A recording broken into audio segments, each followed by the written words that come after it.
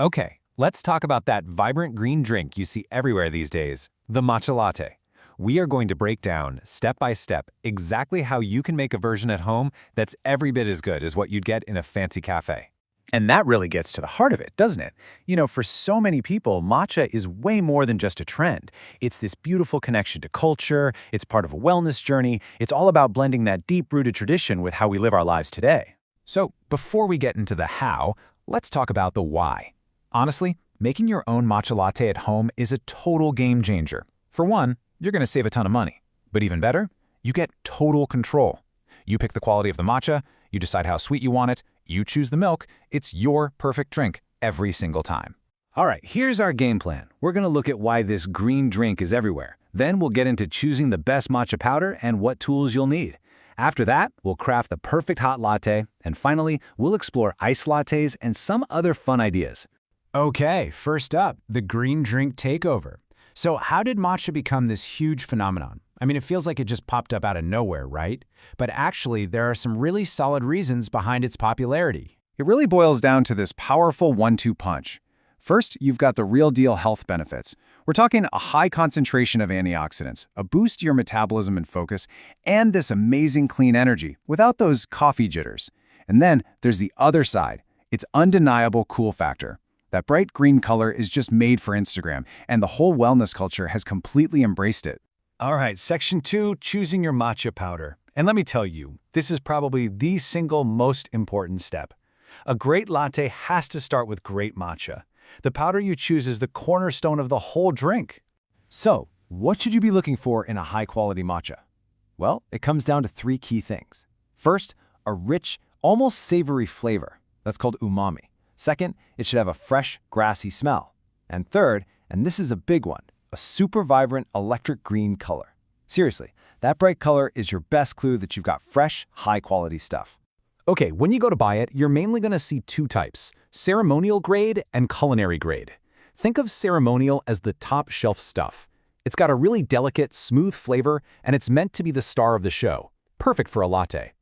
Culinary grade, on the other hand, is a bit bolder and more bitter, so it's designed to stand up to other ingredients in things like baking or smoothies. So for the best possible latte, you absolutely want to go with ceremonial grade. All right, you've got your powder picked out. Now let's talk about your matcha making toolkit. We need some gear to turn that powder into a beautiful creamy latte. And you've got options, from the super traditional to some modern shortcuts. So let's start with the traditional tool. This is a Chasen, and it's basically the heart and soul of making matcha the classic way. It's this incredible little whisk, usually hand-carved from a single piece of bamboo. And all those tiny little prongs, they're absolutely key to whipping the matcha into a perfectly smooth, frothy liquid without any clumps. Now, using a Chasen is all about the technique. You don't stir in circles. Instead, you whisk really fast in a W or M shape. That's what creates all the tiny bubbles and that perfect layer of foam. And taking care of it is super easy. Just rinse it under warm water as soon as you're done and let it air dry, preferably on a little stand. A little bit of care goes a long way with this beautiful tool. But hey, if the traditional whisk isn't your thing or you're just in a hurry, don't sweat it. There are modern alternatives that work great. A simple handheld electric frother, the kind you use for milk, it does an amazing job in just a few seconds. Even a regular blender can get you a super smooth, clump-free matcha base in a pinch. Okay, we've got the background, we've got the powder, we've got the tools. Now for the main event, actually crafting the perfect latte. Let's walk through a simple, totally foolproof guide to making a classic hot one. It really just comes down to 4 key steps. First, you absolutely have to sift the powder. This gets rid of any little clumps and makes it silky smooth. Second, add just a splash of hot water and whisk it into a thick, beautiful paste. Third, go ahead and froth your milk, whatever kind you like, until it's nice and creamy. And finally, the best part, just pour that steamy milk right into your matcha. That's it. But we're not stopping there. Once you've got the hot latte down, a whole new world opens up. Let's talk about iced lattes and all the other creative things you can do. This is where you can really start to play around and have fun. Okay, the key to a great iced latte is one simple but crucial trick. You still need to whisk your matcha with hot water first. That's what properly dissolves it. But, and this is the important part, you have to let that matcha paste cool down a bit before you pour it over ice and cold milk. If you don't, the cold shock can make the matcha taste bitter. This little step protects that delicate flavor.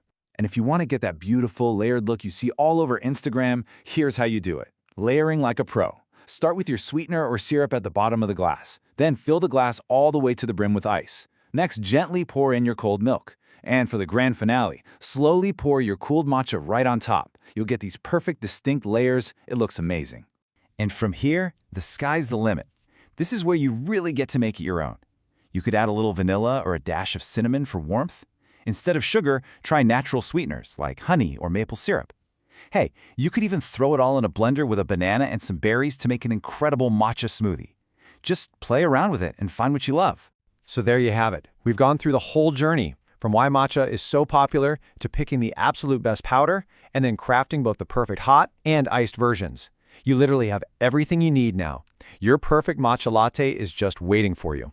The only question is, what are you going to create first?